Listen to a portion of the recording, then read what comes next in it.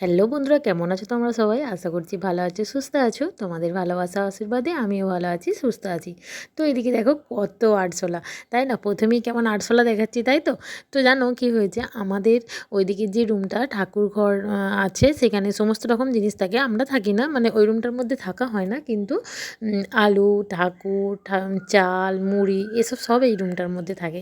কি হয়েছে জানো, মা কালকে রাত্রে এখন কিন্তু সকালবেলা রুমটা অন্ধকার বলে লাইট জ্বেলেছে। আর কালকে রাত্রে কি হয়েছে, মা রাত্রেবেলাতে ওই আলুর ধারে ধারে লক্ষণগণ্ডি, মানে লক্ষণ রেখা যেটা বলে, সেটা দিয়ে দিয়েছিল। ও মা, সকালবেলায় উঠে দেখছি রুমটার মধ্যে গাদা আরশোলা মরে পড়ে যায়। আসলে রুমটার মধ্যে প্রচণ্ড আরশোলা হয়েছিল, আর আলুগুলো শুধুই খাচ্ছিল, ওই জন্য মা কিন্তু লক্ষণ রেখা দিয়ে দিয়েছিল। তো দেখো, সেই জন্য সকালবেলায় উঠে দেখছি এত আরশোলা, অত আরশোলা বাইরে পড়তে দেখে ছেলের খুব মজা লেগেছে। ওই জন্য ছেলে কিন্তু রুমের মধ্যে ঢুকে গেছে, দিয়ে দেখছে না মা তো সব আরশোলা বের করতে পারেনি, তো ভেতরে আরও আরশোলা ছিল। তো সেই জন্য ছেলেটা কী করছে, ঝাঁটাই করে করে সমস্ত আরশোলাগুলোকে বের করছে, যেটা তক্তার তলার ওইদিকে ছিল। তো আস্তে আস্তে সমস্ত আরশোলাগুলোকে কেমন বের করছে দেখো, আমারও কিন্তু খুব মজা লাগছে যে এত আরশোলা। তো কতগুলো আরশোলা ছিল সেটা তোমাদের শেষে বলছি, কারণ আমার ছেলে গুনেছিল। এদিকে দেখো আবার কিছু বের করেছে, সেগুলো আমি যেহেতু ক্যামেরাটা ধরে আছি ওই জন্য আর ফেলতে পারিনি, ঝাঁটাই করে পায়ে করেই ফেলে দিচ্ছি। ওই যে অতগুলো আরশোলা ছিল সেখানেই ওই দুটোকে আবার রেখে দিলাম। তো সব আরশোলা কিন্তু মারা যায়নি, কিছু কিছু বেঁচেও আছে, মানে নড়ছে। এদিকে দেখো আমার ছেলে কিন্তু সমানে আরশোলাগুলোকে বের করতেই থাকছে। এদিকে দেখো সব বের করে নিয়েছে। তো এখন বলি যে কতগুলো আরশোলা ছিল। আমার ছেলে একটা একটা করে সমস্ত আরশোলাগুলোকে গুনছিল। তো টোটাল আরশোলা ছিল 38টা। ভাবো একবার, এত আরশোলা বেরিয়েছে, প্লাস এখনও কিন্তু দুটো একটা আরশোলা আছে। এদিকে দেখো ওই একটা আরশোলা কেমন নড়ছে, এই দেখো কেমন আরশোলাটা নড়ছে। তো খুব মজা লেগেছিলো এতগুলো আরশোলা দেখে। তো আমি আমার ছেলেকে বলছি, এই তুই আরশোলাগুলো খাবি?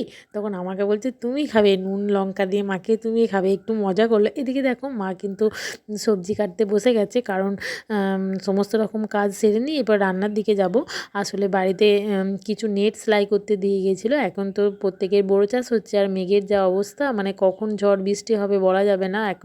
এখন অবশ্য প্রচণ্ড গরম, কিন্তু এই সময় বলা তো যায় না কখন ঝড় জল আসে। ওই জন্য চাষিরা তো বড়ো চাষ করেছে, তো তাদের কিছু নেট আমাকে দিয়ে গিয়েছিলো সেলাই করার জন্য। এদিকে ছেলে পড়তে বসেছে, আর আমি কিন্তু নেটগুলো নিয়ে বসে গেছি। এটা কিন্তু আজকে করে রেখেছিলাম, আর দুটো নেট ছিল ওই দেখো মেশিনের নিচের দিকে নামানো। তো দুটো নেটকে আমি করব, এই জন্য এটাকে আগেই বের করে দিচ্ছি, কারণ প্রচণ্ড জায়গা লাগে এগুলো। মানে যেহেতু অত বড় বড় নেট 4টে করে ভাগ করতে হয়েছিল, কিন্তু কি করা যাবে, সব রকমই করতে হয় বলো, নাহলে পরে চলবে কি করে। তো এদিকে দেখো মেশিনে সেলাই করতে বসে গেছি, কিন্তু আমি না এই এটাকে আজকে শেষ করতে পারিনি বলতে, যেহেতু রান্না টান্না ছিল সকালের দিকটা, তো একটু আমাদের বাড়িতে কাজের চাপ থাকে। যে মশারিটা বের করে, মানে যে নেটটা আগে বের করলাম ওটা রাতে করে রেখেছিলাম। আর যেহেতু এই দেখো একটা করছি, আর একটা ওই ডাইনিংয়ের ওপর নামানো আছে, মানে ওটাকেও আমাকে আজকে সারতে হবে। তো তার মধ্যে রান্না বান্না আছে, কি করা যাবে বলো।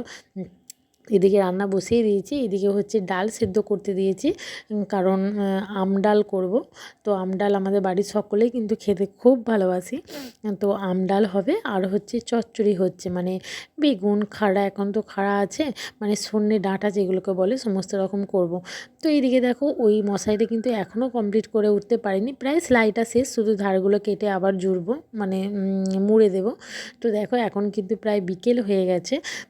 তো এইটা সেরে নিয়ে আবার কিন্তু রাতে আমাকে আবার একটা ধরতে হবে, কারণ এখন তো কখন মেঘ-ঝড় আসে বলা যায় না। যারা দিয়ে গেছে তারা বলেছে আমাকে আজকের মধ্যেই যেন কমপ্লিট করে দেয়, সকালবেলায় এসে কিন্তু তারা নিয়ে যাবে। তো আমি কিন্তু একদম বসতে পারিনি, এত রোদ গরমের মধ্যে কিন্তু আমাকে ওই দাওয়ার মধ্যে বসে সেলাই করতে হয়েছে। এখন তো রোদের তাপ বুঝতেই পারছো, 33 ডিগ্রি 34 ডিগ্রি এমনকি 45 ডিগ্রি পর্যন্ত তাপমাত্রা। এদিকে দেখো প্রায় সন্ধ্যের কাছাকাছি, সন্ধ্যে হয়েই এসেছে, আমি এগুলো নিয়ে বসেই আছি, কিন্তু এখনও শেষ করতে পারিনি, কিন্তু এখনও একটা আছে যেটা আমাকে আবার সারতে হবে। তো কী করা যাবে, করতে তো হবেই, যেহেতু আমি পয়সা নেব তার তো কাজ আমাকে দিতেই হবে। এদিকে মেশিনটা এত গন্ডগোল করছিল, সুইচটা দিচ্ছি কিন্তু সে অটোমেটিক চলে যাচ্ছে, মানে পায়ের মধ্যে থাকছে না। প্রচণ্ড ভয় খেয়ে যাচ্ছিলাম, যেহেতু কারেন্টের ব্যাপার। যাকে ওটা মোটামুটি শেষ করেই ফেলেছি, আর একটা নিয়ে বসবো। কিন্তু যত রাতই হোক আমাকে শেষ করতে হবে। এদিকে কিন্তু সন্ধে হয়ে গেছে, তো আমি এবার সন্ধে বাতি দেখাবো। তো তারপর আবার একটা ধরবো। এই দেখো এটা 4টে ভাগ, ওই যাদের নেটটা সেই কিন্তু 4টে ভাগ করে দিয়ে গেছিলো, কারণ এত বড় ওটা আমি বাগাতে পারিনি।